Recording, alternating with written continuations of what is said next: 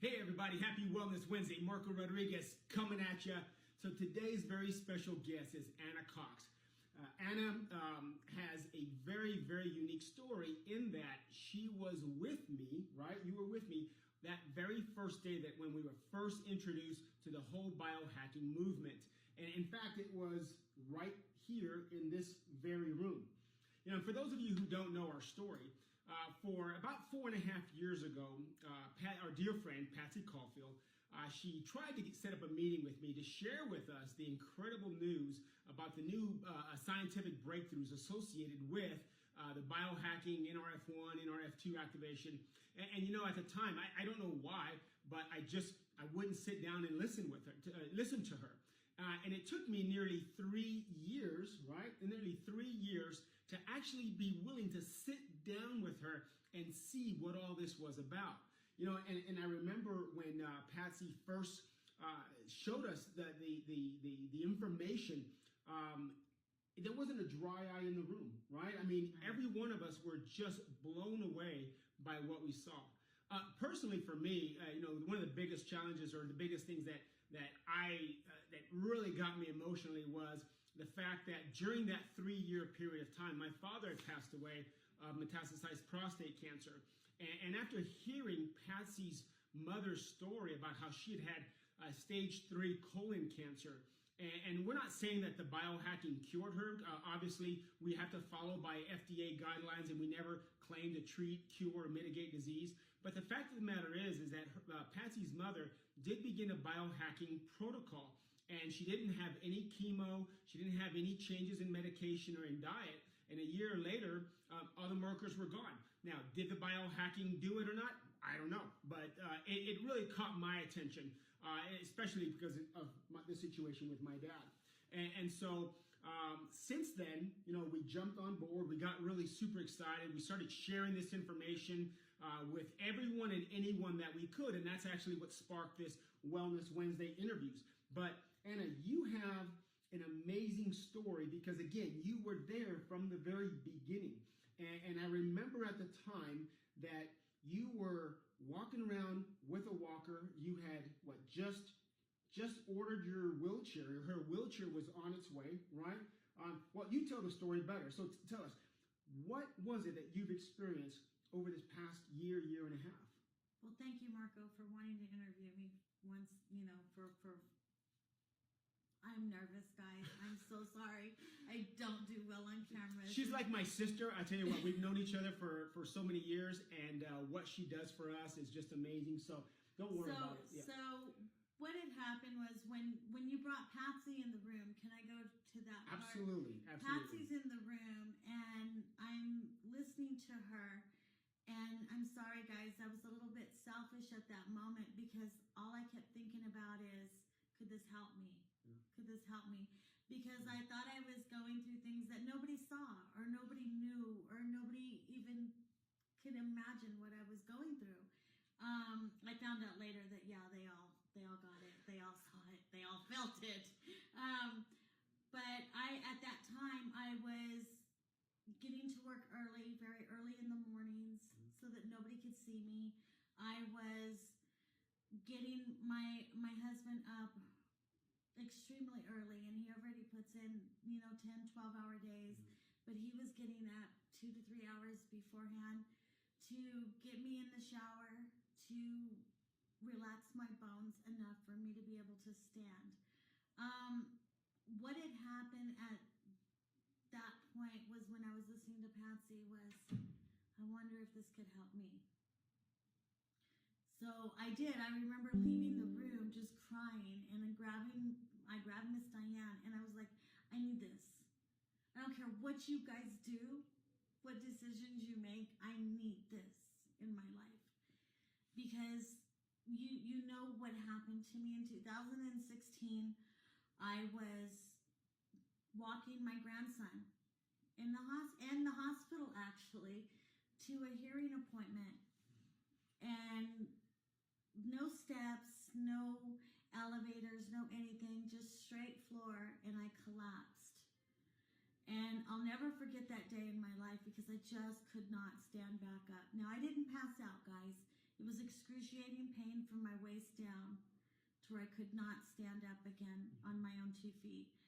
They ended up getting me to the hospital. After hours of sitting in the hospital, they came, and those were the x-rays that I was showing you there, Marco, that my bones were deteriorating, and they asked me if I had had a diagnosis, and I had told them no. What diagnosis of what? Did I break my leg? I thought I had just broke my leg. Sure. I'm like, okay, you know me, put a cast on me, I gotta go. And got things to do. Okay. And anyway, sitting for hours in the hospital, they brought a specialist in the emergency room. I waited, and the specialist came in and he told me that I had a very, very severe case of rheumatoid arthritis. And at the level that I was at, they were amazed that I had not had a diagnosis because I was in the stage of around stage 3. There was over 8 diagnoses given that one day with the rheumatoid arthritis and the osteoarthritis. So that was in 2016. 2017, I had the knee replacement. Immediately they did the right knee replacement, and they told me they needed to do the left knee. I immediately started therapies, going through everything, and the pain was just not leaving. It was started to go into my hands, my neck, my back. So I went to go see the rheumatoid. I'm sorry, this is the hardest part for me. This is the rheumatologist. And I remember sitting in that room and her giving me a death sentence. Like, you're not going to come out of this. You're not going to come out of this. I was like, I have grandchildren. I have family I want to do things with I haven't done. And she said, well, you'll probably be doing it from a wheelchair. Wow. And that was it. That's how I was told that I was going to be crippled. And I started looking into it, and I remember I was like freaking out, trying not to let the whole family know the circumstances. I have all the documentation right there. I look at it all the time to remind me where I'm at today. But anyway, she told me in within 5 years you'll be wheelchair bound, you'll be homebound. Start making arrangements. Basically, that was what I was given. So, not even, I think it was about 5 months later was when Miss Patsy came in, and she gave us the presentation. And now, one thing real quick. So when, by the time Patsy came in, you were already using a walker, right? I was using a walker, and they had already started ordering me things. I had a shower chair, because standing in the shower was not even, I couldn't even think about standing in the shower. So I had a shower chair. I had, in the mornings, Robert washing my hair because of my hands. I couldn't move my hair, or him helping me in there with stuff. Yeah, so they had already ordered the equipment, and they were already preparing me. That's why, and also there is the list of rehab that they had ordered me. Right. There's the medical documentations of all the rehab. And the wheelchair was already on its way as well, right? The wheelchair was there. I already had the walker. I already had the arm braces. I don't know what they're called, but the sticks that I never used. I couldn't do it. I did use the cane here and there, and I did have to use the walker. Okay, all right. And in the grocery store, I did use the motor cart.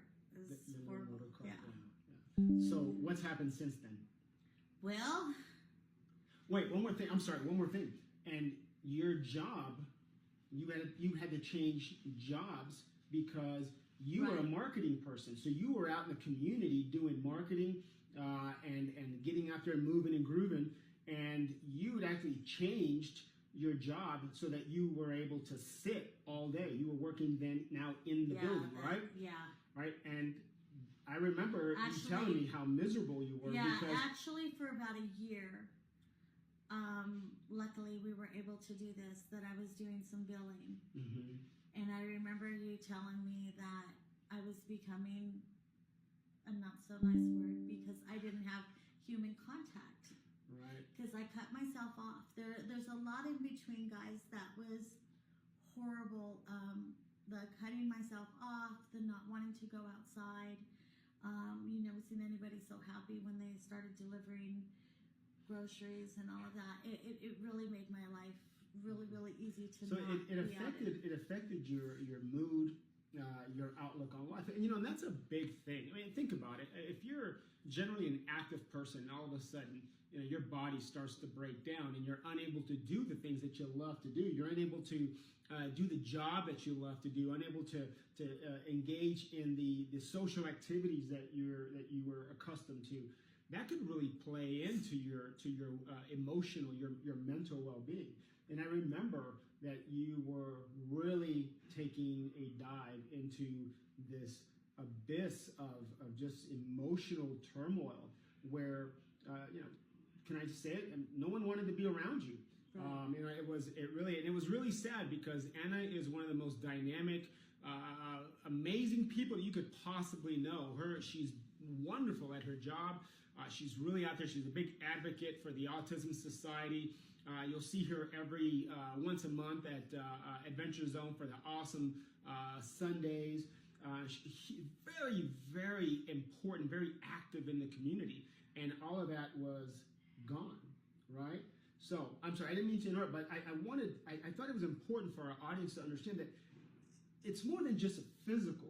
It really, when the physical goes away, emotionally. And that's what I tell everybody. The anxiety and the depression, guys, I get it. I get the anxiety and the depression from being diagnosed. When you're diagnosed with a sentence to where, I wasn't diagnosed with a death sentence. I was diagnosed with the sentence of, you're going to be in hell for the rest of your life because you're not going to be able to move and do what you want to do. So that to me was, I don't know what would be better. I don't know. If somebody's telling you, it's worse than death. Yeah. So that was what was really hard for me. So yeah, depression, anxiety, mood swings. I mean, just terrible. And I remember telling myself, okay, I'm going to be happy today. Not. And I had no problem with telling you, not today, guys. Don't do it. And I just knew, and I would sink, or I just wouldn't talk to anybody. So after Patsy came in, I think Marco and Miss Diane took a couple days to absorb everything that was going on. And I remember he called me and he was like, okay, do you want to start the product? And I was like, yeah, hell yeah. What took you so long, And immediately we ordered the product. We got it. I started taking it. And this is going to sound crazy, guys, but I think it was 3 days. 3 days. We were in a business meeting. We had our little Knights of the Round Table, I call it, here at work. And everybody's here, and we're all working and everything. And we're sitting at the table, and Miss Diane asked me for something, and there was cords all over the floor and everything, and I said, I remember that. I'm sorry, and I said, hold on, I'll be right back, and I stepped over the cords, and I went out the door. I didn't even make it to what I was supposed to go get, because I came back. Every one of us were just, because I could not believe what just happened? I just stepped over these things and all of that. So then Miss Diane was like, so how do you feel today? And I was like, well, I got up this morning and then I was like getting dressed, and then I realized for the first time that I had gotten up and I was able to do it. And she said, I got up this morning, and then she stopped. She says, I got up this morning. And me, being the smart aleck that I am, I said, yeah, we all got up this morning. That's why we're here. Can we get up? And then I got it. So I was a little slower than you were. It just, what just happened? How did you do, how did that happen? Right? Yeah, and it was like 3 days, guys. I'm not kidding you. And I think what it was is that I was so severe that as it started working, it was little things. When you're that bad and you feel that bad, little things, you feel them, they magnify that make you feel better. And it just started getting better from there and from there. So then later that year, they had a conference in Anaheim. We went to Anaheim. Right? We had the conference in Anaheim, and I always have my granddaughter for the summer, and of course we're in Anaheim. She wants to go to Disneyland, and I was like, okay, so this is the test. and Miss Patsy, if you watch this, you're gonna die laughing because I kept saying that. Miss Patsy kept wanting to know. I think she even had like her own doubts that it was working this well on me. I mean, that's pretty amazing. I mean, it doesn't usually work that fast or that well. We were in Anaheim, and the hotel that we were at was probably about 3/4 of a mile up to the nearest restaurant. So Miss Patsy was like, "Oh, well, we're just gonna walk up to the restaurant," and I was like, "Okay, well, where's it at?" "It's at the next light." Well, she knew where the next light was. I didn't. So we're walking, and she's behind me, and I'm like, is this a joke? Is this a joke? Why are we walking so much? Guys, I'm losing my breath, but it wasn't because of my legs. It's because, I don't walk. And so we're going up this path up in Anaheim, and we're going. So finally, I see the restaurant, and she's like, "Oh, no, I don't want that one. I want the next one."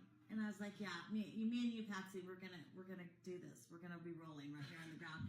So that day, that evening, after a long day of conferencing, we walked to the restaurant, and then we walked back. Even my granddaughter had told me, "Nana, get on your phone and call Uber." Yeah, so guys, I'm not exaggerating that. So then the next day, the conference ended, and I had promised my granddaughter, and my son had came to the hotel, and we were going to go to Disneyland.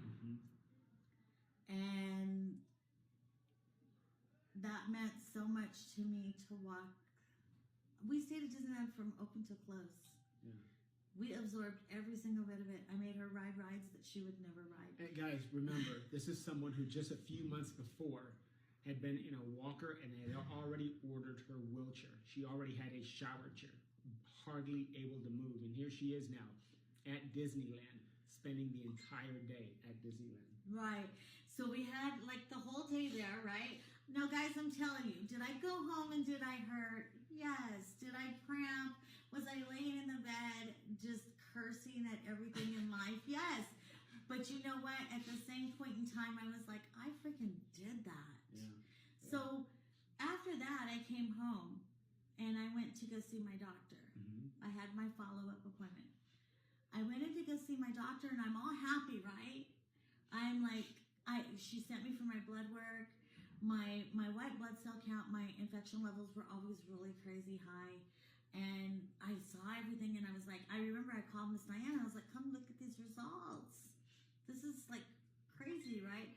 So I get to the doctor, and I'm all excited to go into her and everything, and I'm thinking, oh, she's going to grab this paperwork from me, and she's going to go over to the rheumatologist, and she's going to say, look, oh my gosh, we need to know what this is.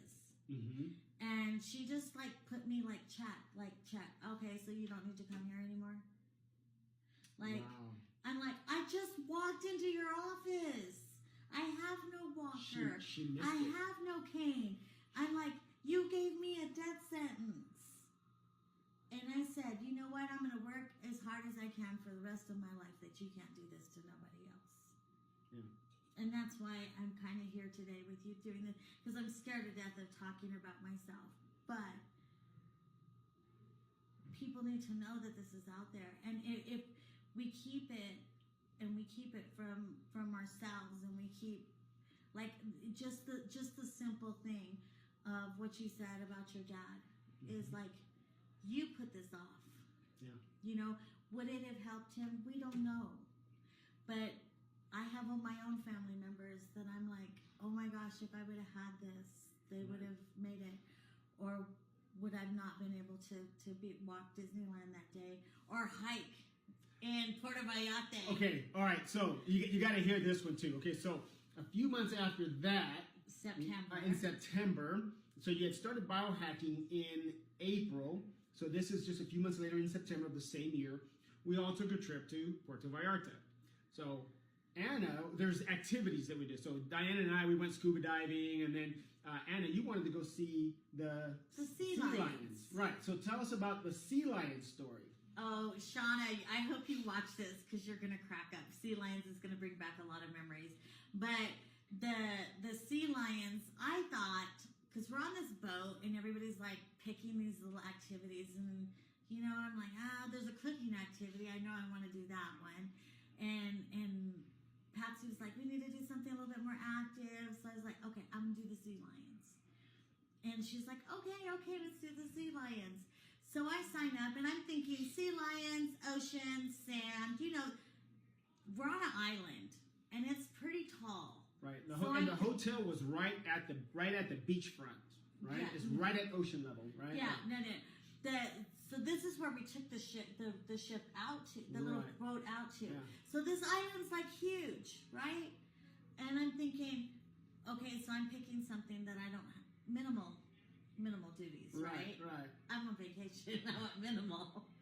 So I get off the thing, and the guy tells me, he's like, what activity did you choose? And I said, sea lions. And he's like, okay, see that sign right there that says sea lions? Follow that all the way to the top. And then when you get to the top, you're going to have to come down just a little bit, and then you're going to turn in, and there's the sea lions. I was like, shut your mouth. Shut your mouth, for real. Are you telling me I got to Climb over there. Retract. I'm not doing sea lions. And Patsy, again, you got this. Y'all have to know Thank you, Patsy. Patsy. We really appreciate So she's like, everything you've done. yeah, you got this. So, guys, it wasn't like steps. There was no elevators. There was no escalator. This is pure bona fide jungle island. Dirt. Vines to pull yourself up. So I'm having to use like upper core. I'm having to use everything. By the time I got to the sea lion, we had a talk. I said, you better do this. Like, you better do some backflips, take me for a ride, something. And I remember when I got up there, that's when I met Shauna, and everybody was up there, and they were like, when I did get up there. Oh, and Carrie, you were up there when I got up there. Mm-hmm. And I was like, I was crying because I did it. Carrie Williams. Okay, yeah. Good friend Carrie Williams. Absolutely. Yeah, Carrie Williams was up there, and so it was really good. cool. And you did. How far was that walk? 3.5 miles up and down. 3.5 miles. Okay. 3.5 miles. I hope you're getting this, right? Yeah. By the time you hiked the whole island and did all of that to get to those sea lions, it was 3.5 miles. And you did it. I did it. You feel great. That day, I felt like I needed oxygen, right. But we all know what that was from. That wasn't from the legs. But what was really, really crazy, because now that was March. 6 months later, 6 months from being on the product, and when I went to the hotel that night, I thought, oh, this is it, right? We got back, and they had the little dinner and the little stuff out by the pool. And I told Patsy, I said, I'm probably going to have to skip that. Yeah. And I went in, and I took a shower, and I popped me another Nerf too. I said, you know what? I'm just going to go ahead and take an extra one. Right. And I went out there, and I was out till 11 o'clock that night. Absolutely. And it was like... That.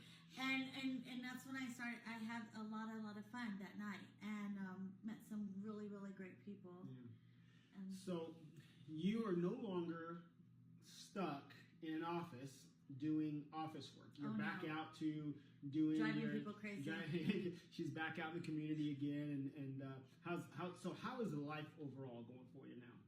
It's great. Yeah. I mean, I can't. Like, there's no complaints. Now, every day, am I fine? No. When the cold weather comes up, does the titanium knee hurt a little bit? Yeah, there's metal in there. Yeah. But, and I have my days. But I do want to tell you this. There's not a day, and my family can even vouch for me on this. Anxiety and depression doesn't just go away. And my anxiety and my depression come back. And when it comes back very harsh and very, it hits me like a wall. And I'm going to tell you that I have found, and I don't know what studies have been done on this. You know, I'm not a studies type of person, but the Axio does help me with that anxiety and that depression, and it really does help me on a daily basis. Now, my family used to tell me, did you get a Dr. Pepper today when I was acting up? Did you get your Dr. Pepper? Now they're like, did you take your Axio? Yeah. And do you have your Axio, or do we need to go get you an Axio? Well, you know, the Axio, the ingredients in the Axio, they're all natural. It's what we call liquid brain food. So it's an NRF2 for the brain, and it's got ingredients like DMAE, quercetin, L-theanine, and all of these different types of ingredients. They help to boost hormones like your serotonin levels, the dopamine levels. Those are, amongst others, right? Those are the neurotransmitters that actually make your brain, give you that feel-good sensation, right? And so rather than taking artificial chemicals, i.e. medication, this helps to boost your own feel-good, your own hormones, your own feel-good chemicals that help you make you feel better. So I'm glad it's working for you. Yeah, that is. Yeah. It is amazing. And I just wanted to put that out there because I don't want people to get it confused with, oh, I don't need an energy drink. Right, it's so much more. Yeah, no, the Axio is so much more than just, it'll give you energy, but it's so much more than an energy drink. Right. Any advice that you would give? Because, you know, anytime we have an audience like this, there's going to be people out there that are sort of on the fence about whether or not they should take that step and become a biohacker, or whether or not, I'm doing okay without it. Any advice you would give them? What have you got to lose? Especially when you're given that sentence and when you're given those prescriptions and you take one medicine to counteract the other medicine, and it just keeps growing and growing, guys. And what have you got to lose? I mean, try it. Because you were taking how many medications before? 7. How many medications are you taking now? None. Did you get that? She was taking 7 medications, and now she's down to 0. And you got your life back. Right. I do. Oh, I'm sorry, guys. I do take a thyroid pill. I'm sorry. I don't want to. I'm not trying to. 7 down to 1. You That's know. still really No, that was 7 just for the diagnoses. Right. I never really counted thyroid because it was Gotcha. so 8, but now I'm down to 1. Okay. But guys, the point is that no, you know, we can't claim to cure, and we can't claim to mitigate. We can't claim any of that.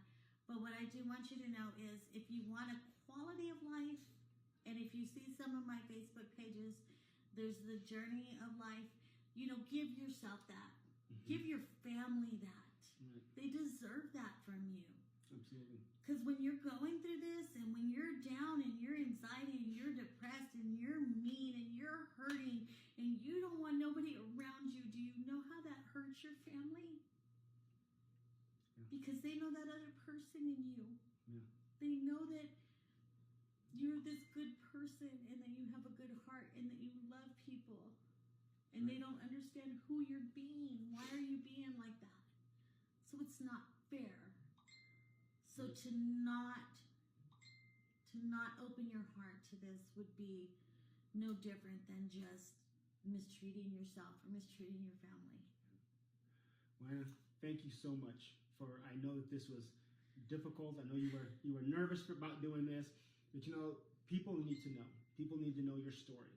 And so I am really honored that you were willing to spend your time with us. I know you got a busy day. We're getting ready for the holidays. You're in charge of all the marketing that goes along with it. Olaf is waiting for you. Yeah, he's out there. But anyways, thank you so much for taking the time and sharing your story with us.